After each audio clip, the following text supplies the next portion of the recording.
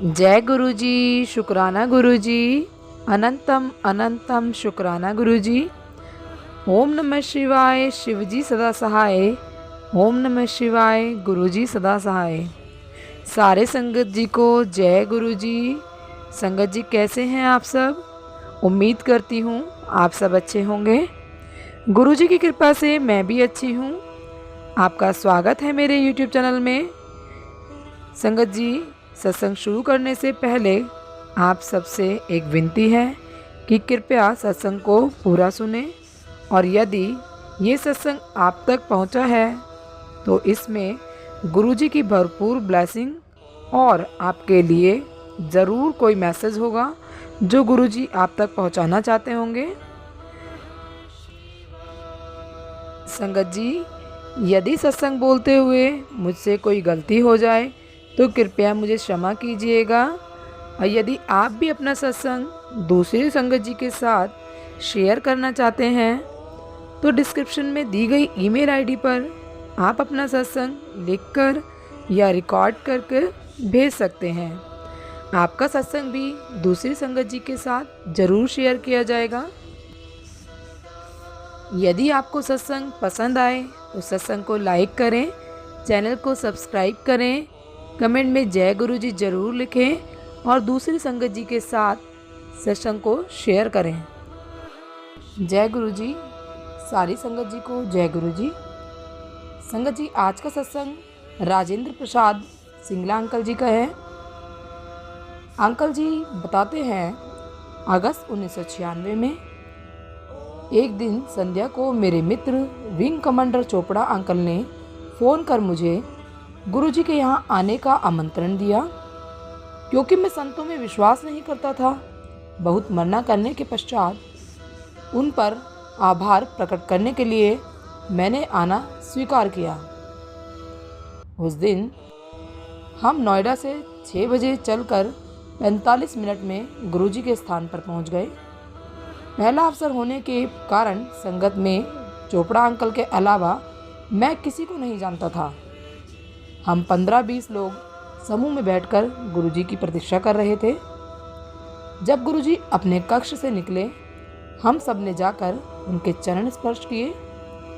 सामान्यतः ऐसे धार्मिक अवसरों पर उपस्थित भक्त ईश्वर के लिए आदर भाव से या किसी धार्मिक कार्य के लिए धन दान करते हैं।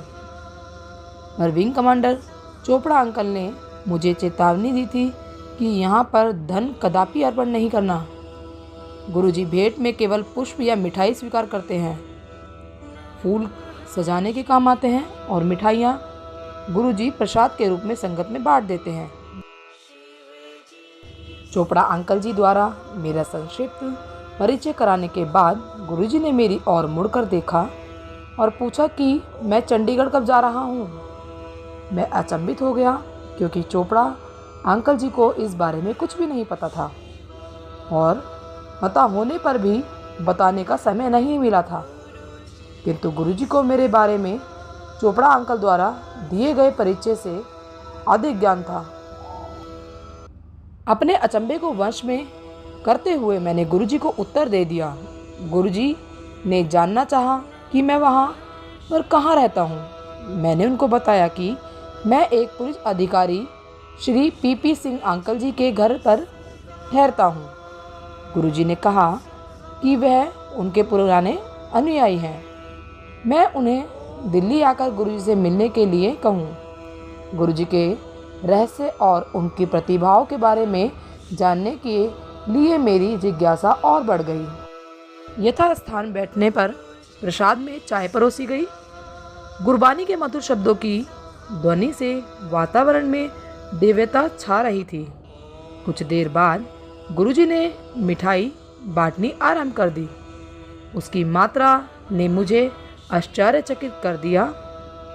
उठाने और देने के लिए गुरुजी केवल अपने दाहिने हाथ का प्रयोग कर रहे थे, पर प्राप्तकर्ता को दोनों हाथों से भी उसे संभालने में कठिनाई हो रही थी। यद्यपि गुरुजी का हाथ उपस्थित लोगों में से कुछ से छोटा होगा, किंतु बड़े हाथ वाले व्यक्ति भी दोनों हाथ से प्रसाद को संभाल नहीं पा रहे थे। गुरुजी के 2-3 बार प्रसाद देने के बाद जिसकी प्रति भक्त कुल मात्रा आधा किलो से अधिक रही होगी, उनके निर्देश पर लंगर परोसने का प्रबंध होने लगा। उस समय ऐसा लग रहा था कि पेट में और कुछ खाने का स्थान नहीं है, परंतु जब तक लंगर लगा तब तक पुनः भूख लगने लगी। कालांतर में मुझे बोध हुआ कि प्रसाद और लंगर के यह अनुभव एक बार के चमत्कार ना होकर सामान्य है। पिछले 5 वर्ष से मैं कुछ आहार और रहन सहन संबंधी नियमों का पालन करता आया था। प्रातः शीघ्र उठने के लिए मैं 9:30 बजे सो जाया करता था, किंतु गुरुजी संगत को अपने द्वारा सोचे हुए समय पर ही जाने की आज्ञा देते थे। उस दिन हम वहाँ अर्धरात्रि के बाद तक रहे और कोई 1 बजे नोएडा के लिए चले। यह समय मेरे शरीर की जैविक घड़ी के प्रतिकूल था, किंतु मुझे आभास हुआ कि इतनी देर तक जागे रहने के बाद भी घर पहुंचने तक निद्रा नहीं आ रही थी। निद्रा मेरे से कोसों दूर थी और मुझ में अद्भुत स्फूर्ति बनी हुई थी। घर पहुंचने के तुरंत बाद मैंने अपने मित्र पीपी सिंह अंकल जी को फ़ोन कर यह जानना चाहा कि क्या गुरुजी का कहा हुआ सत्य होता है। मेरे मित्र को यह जानकर अति प्रसन्नता हुई कि मैं गुरुजी से मिलने एम्पायर स्टेट गया था। वह उनका पता जानकर और भी आनंदित हुए, क्योंकि चंडीगढ़ से गुरुजी के जाने के बाद गुरुजी से उनका संपर्क टूट गया था। मैंने खुश होकर वार्ता का अंत किया।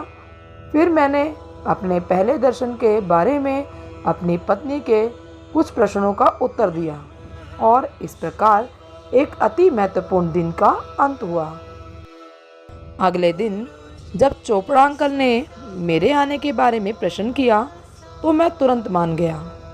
गुरुजी की शरण में हमने शब्द, प्रसाद और लंगर का आनंद उठाया और फिर गुरुजी ने मुझे गुप्ता से संबोधित किया।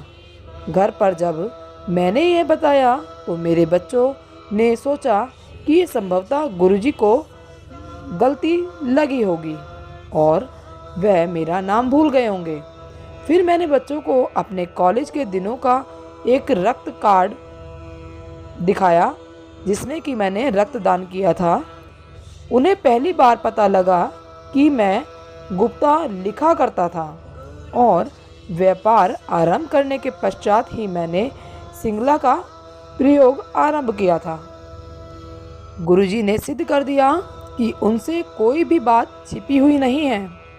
मेरी पत्नी और बच्चों ने अगली बार साथ चलने की आकांक्षा व्यक्त की और हम सब एक साथ गुरुजी के पास गए।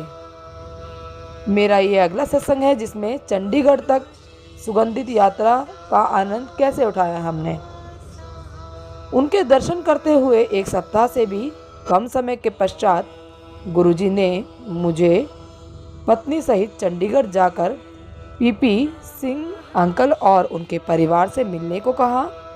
गुरुजी के आशीष से यह यात्रा विशेष रही। गुरुजी के शरीर से विशिष्ट किंतु प्राकृतिक सुगंध आती थी और जो कि आज भी आती है। चंडीगढ़ तक की पूरी यात्रा में यह सुगंध निरंतर साथ बनी रही। चंडीगढ़ में हमारा अधिकतर समय गुरुजी की चर्चा में व्यक्त हुआ। जब हम चलने को हुए तो हम सब गुरुजी की गुलाब पुष्प वाली सुगंध में डूब गए। गुरुजी स्वयं 250 किलोमीटर दूर दिल्ली में थे।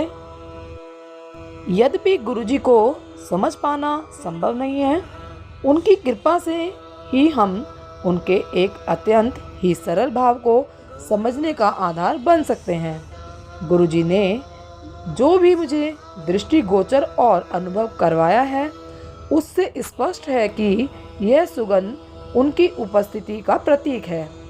कभी भी कहीं भी जो भी गुरुजी को याद करता है या उनसे सहायता की पुकार लगाता है वह तुरंत उसको आश्रय देते हैं, किंतु यह आह्वान हृदय से होना चाहिए।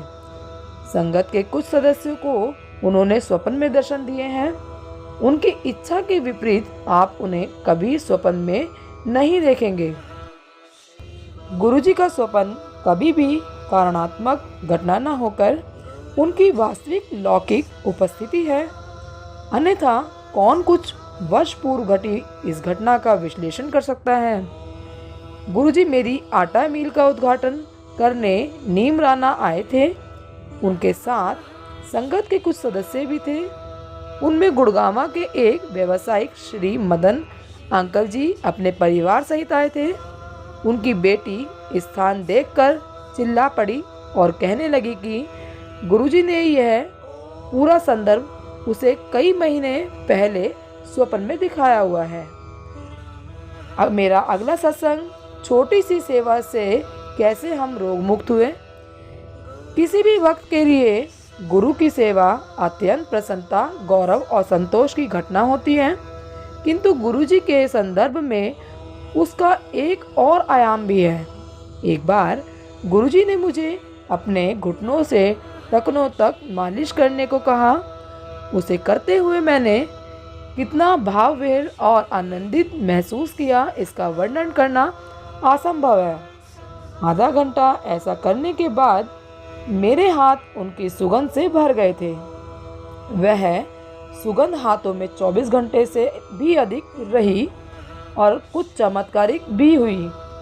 मेरे पैरों के नीचे का भाग अकड़ा रहता था।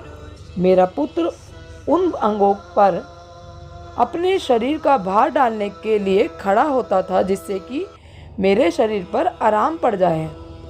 कुछ दिनों में मुझे आभास हुआ कि गुरुजी ने अपने उन्हीं भागों की मालिश करवाकर मुझे 7-8 वर्षों से चली आ रही उस तीव्र दर्द से मुक्ति दिला दी थी। उसके बाद मुझे वह दर्द कभी नहीं हुआ।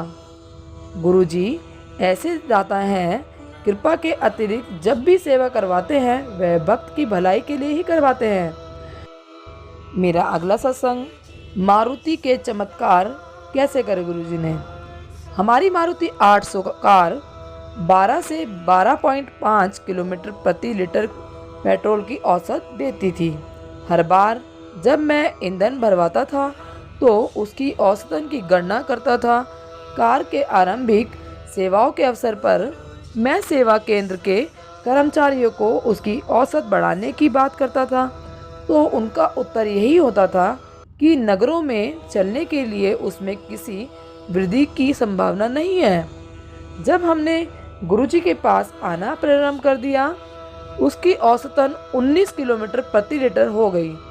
यह आश्चर्यजनक था और मैंने सोचा कि मुझसे कोई गलती हुई है, अतः यह मैंने किसी को नहीं बताया। अगली बार भी यही गणना आई। मैं आश्चर्यचकित था और जब मैंने अगली बार टैंक भरवाया तो भी वही परिणाम आया। अगले दर्शन पर गुरुजी ने इसका रहस्य उद्घाटन कर दिया। उन्होंने कहा, सिंगला क्या हुआ, 19 की संख्या में घूम गए। अब तुम्हें आभास होगा कि संतों की कृपा मनुष्य पर ही नहीं कारों पर भी हो सकती है। गुरुजी का यह कथन बार बार सिद्ध हुआ है। एक बार कार चलाते हुए मैंने देखा कि ईंधन समाप्त होने वाला है तो मैं एक पेट्रोल पंप पर रुक गया। पंक्ति में खड़े हुए जब मैंने देखा कि उसकी सुई स्वतः ही आधे चिन्ह पर पहुंच गई है तो मैं अत्यंत चकित हुआ। मैं बिना पेट्रोल भरवाए आगे निकल गया। कुछ दिन के बाद आशानुकूल किलोमीटर चलने पर सुई फिर खाली टैंक दिखा रही थी। पेट्रोल पंप पर मुड़ने के बाद मैं पुनः अचंभित हुआ जब सुई फिर आधे चिन्ह पर पहुंच गई। कोई 2 सप्ताह तक ऐसा प्रतीत होता रहा कि पेट्रोल पंप देखकर कार में आधी टंकी अपने आप भर जाती है। एक बार पंजाब जाते हुए यह लगा कि कार में शेष पेट्रोल के साथ हम अपने स्थान तक पहुंच पाएंगे, पर इसके विपरीत हम पेट्रोल भरे बिना वापस दिल्ली भी पहुंच गए। न केवल ईंधन क्षमता में वृद्धि हुई, गुरुजी की दया से हमारी कार की सामान ले जाने की क्षमता भी बढ़ गई। प्रारंभ में हम गुरुजी ने लंगर बनाने के स्थल से हर संगत के दिन भोजन लाने के लिए कहा। उन्हीं की कृपा से लंगर के सब बर्तन कार में समा जाते थे, किंतु जैसे जैसे संगत की गिनती बढ़ती गई उसी प्रकार लंगर के बर्तन का आकार भी बढ़ गया और फिर भी वह सब कार में समा जाते थे।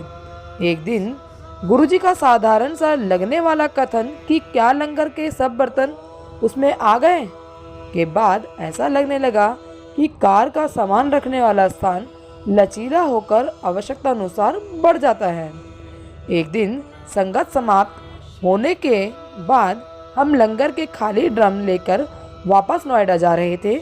उसी समय गुरुजी ने मंदिर के सब पर्दों को ड्राई क्लीन करवाने के लिए कहा, क्योंकि उन्हें साफ करने का कार्य नोएडा में ही होना था। हमें कुछ पर्दे ले जाने को कहा गया। हम 4 यात्रियों को लंगर के खाली बर्तन के साथ हमें कुछ पर्दे ले जाने को कहा गया। हम 4 यात्रियों और लंगर के खाली बर्तनों के साथ अधिक पर्दे ले जाने में असमर्थ थे, किंतु सबको अचंभा जब हुआ जब गाड़ी में सब पर्दे भी आ गए और सरलता से हम सभी बर्तन लेकर नोएडा चले गए। मेरा अगला सत्संग मधुमेह रोगी पिता के लिए मीठा प्रसाद कैसे अमृत बन गया। 80 के दशक में मेरे पिता मधुमेह रोग से पीड़ित थे और प्रतिदिन 2 इंसुलिन के इंजेक्शन लेते थे। हम गुरुजी के पास आए और गुरुजी ने उन्हें बर्फी दी। सामान्यतः प्रसाद लेकर भक्त बाहर आ जाते हैं और प्रसाद खाकर वापस अंदर जाकर अपने स्थान पर बैठ जाते हैं। मेरे पिता भी बाहर आए और उन्होंने मेरे से पूछा कि इन 5-6 बर्फियों का वह क्या करें। मैंने उन्हें बताया कि गुरुजी के स्थान में जो भी प्रसाद मिलता है उसको वहीं पर खाने से औषधि जैसा प्रभाव होता है। घर या बाहर ले जाने से उसका प्रभाव मिट जाता है। उन्होंने कहा कि मिठाई तो उनके लिए विष है। मैंने उनको समझाया कि यह गुरुजी का प्रसाद है और उसका विपरीत प्रभाव कभी नहीं पड़ता। मेरे हट करने पर उन्होंने वह खा लिया और अंदर चले गए। गुरुजी ने उन्हें पुनः बुलाकर और बर्फियाँ दी। अब मेरे पिता को लग रहा था कि निश्चित रूप से उन पर दुष्प्रभाव होगा, इसलिए वह उसे नहीं खाना चाह रहे थे। पुनः मेरे कहने पर उन्होंने मेरी बात मान ली और वह प्रसाद खाकर अंदर गए, किंतु गुरुजी ने उनके लिए और प्रसाद रखा हुआ था। एक बार फिर बुलाकर उन्हें बर्फी दी। तीसरी बार बर्फियाँ खाने तक मेरे पिता लगभग आधा किलो बर्फियाँ खा चुके थे। उन्हें विश्वास था कि वह गंभीर रूप से बीमार पड़ेंगे। उनके मधु का स्तर पिछले 15 वर्ष के बराबर की मिठाई केवल 4 घंटे में खा लेने से निश्चित उच्च हो जाएगा। हम घर गए और उन्होंने मुझे प्रातः 5:30 बजे फ़ोन करके कहा कि उनके मधु का स्तर जो गत दिन 130 था, इतनी बर्फियाँ खाने के बाद 120 था। इससे बोध होता है कि गुरुजी के स्थान पर दी हुई कोई भी वस्तु अपने भौतिक गुण खोकर प्रसाद के गुण अपना लेती है। शाल्य क्रिया में गुरु कृपा कैसे हुई। मेरे पिता मधुमेह के साथ साथ हृदय रोग से भी पीड़ित थे। एक बार रात को उनके वक्षस्थल में पीड़ा हुई। उन्होंने उसके बारे में अधिक ना सोचते हुए मालिश और गर्म जल की बोतल से दर्द को शांत करने का प्रयत्न किया। किसी प्रकार से उन्होंने रात तो बिता दी, किंतु स्थिति की गंभीरता को देखते हुए उन्होंने प्रातः मुझे फ़ोन किया। जब मैं उनके पास पहुंचा तो उनकी स्थिति देखकर हम उन्हें यथाशीघ्र अपोलो हॉस्पिटल ले गए। परीक्षणों से पता लगा कि रात को उन्हें दिल का दौरा पड़ा था और चिकित्सक उन्हें चिकित्सालय लाने में देरी करने के लिए अचंभित थे। तथापि पूर्ण परीक्षणों के बाद चिकित्सकों ने बाईपास का परामर्श दिया। पिता के मधुमेह रोगी होने के कारण यह क्रिया जटिल होने की संभावना थी, क्योंकि ऐसे रोगी को स्वस्थ होने में सामान्य रोगी से अधिक समय लगता है। कोई अन्य उपाय न होने के कारण डॉक्टर ने हमारी अनुमति लेकर शल्य क्रिया आरंभ की। थोड़ी सी अवधि में शल्य क्रिया के सब प्रबंध करना कोई सरल बात नहीं थी। उसके बाद जिस प्रकार से चिकित्सालय के कर्मचारियों ने हमारी सहायता की, उसमें गुरु कृपा स्पष्ट थी। सर्वप्रथम रक्त कोष में उनके समूह के रक्त की कमी होने के कारण शल्य क्रिया करने वाले एक चिकित्सक ने अपना रक्त देने की स्वीकृति दी। फिर शल्य क्रिया हृदय रोग विभाग के अध्यक्ष, जो भारत में केवल 10 से 12 दिन प्रति माह ही रहते हैं, के निरीक्षण में हुई। सामान्यतः उनके लिए 12-10 दिन पूर्व समय नियुक्ति की आवश्यकता पड़ती है, किंतु वह बिना हिचक के कुछ समय में आ गए। मेरे पिता की शल्य क्रिया बिना किसी विघ्न के पूर्ण हो गई। चेतना लौटने पर उन्होंने शल्य क्रिया से पहले के परिणाम देखने चाहे, क्योंकि उन्हें बाईपास क्रिया होने का ज्ञान नहीं था। उस दिन जो भी घटनाएं मेरे पिता के साथ हुई वो विस्मित करने वाली थी। आश्चर्यजनक रूप से शल्य क्रिया सरलता से पूर्ण हो गई। यह सब गुरुजी की दिव्य कृपा के बिना संभव नहीं था। गुरुजी के साथ अनेक अनुभव हैं। प्रतिदिन हमें उनकी छोटी छोटी उपस्थिति की अनुभूति होती है, जहाँ पर गुरुजी की दया स्पष्ट दृष्टिगोचर होती है। उन कष्टों का क्या कहें जिन्हें गुरुजी समाप्त कर देते हैं और पता भी नहीं लगने देते। अंत में मैं गुरुजी से निवेदन करूंगा कि वह संगत के समस्त सदस्यों को अपनी शरण में रखें और भूलों को अनदेखा करके हमें क्षमा करें। जय गुरुजी, शुक्राना गुरुजी, अनंतम अनंतम शुक्राना गुरुजी। संगत जी, यदि सत्संग पसंद आया हो तो सत्संग को लाइक करें, चैनल को सब्सक्राइब करें, दूसरे संगत जी के साथ सत्संग को शेयर करें, और यदि सत्संग बोलने में मुझसे कुछ भूल हो गई हो तो कृपया मुझे क्षमा करें। जय गुरुजी, शुक्राना गुरुजी, अनंतम अनंतम शुक्राना गुरुजी। सारे संगत जी को जय गुरुजी।